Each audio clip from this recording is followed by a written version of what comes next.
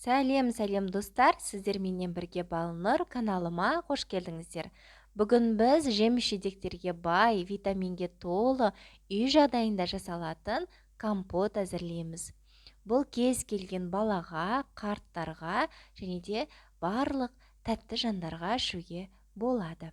Ең алдыменен біздің майдалап кесілген алмамыздың үстіне шекерімізді қосып, және де барлық өзіңізге қатты ұнайтын жеміс-жидектерді рет-ретімен салып орналастырып аламыз. Достар, көріп тұрғандарыңыздай мен көптеген жеміс-жидектерді қостым. Малина, ежевика, алма, қарақат және де үй жағдайында жасалған варенье де қостым.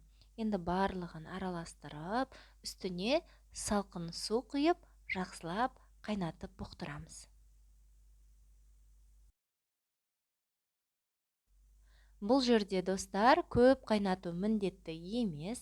40 минутқа қайнатсаңыздар, жеміс-жидектердің барлық витаминдері суға бөлініп, компот өте дәмді болып шығады. Сол себепті қатты тым ұзақ қайнатудың да қажеті жоқ. Осылай барлығын ыдысымызға салып, үстіне су құйып болғаннан кейін отқа қойып, жақсылап қайнатып бұқтырамыз. Мінекей достар, біздің компотымыз әзір болып қалды. Көріп тұрғандарыңыздай барлық согы, суы дейді жеміс-жидектің, барлық дәмі, құнары суға шықты. Достар, дәмін енді айтып жеткізе алмаймын, міндетті түрде жасап көріңіздер.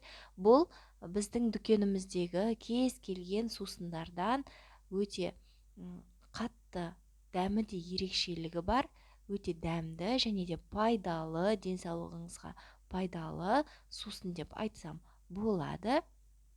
Міндетті түрде жасап көріңіздер, сіздерге ұнайтынына мен сенімдімін. Достар, астарыңыз дәмді болсын және де каналыма тіркелуді ұмытпаңыз.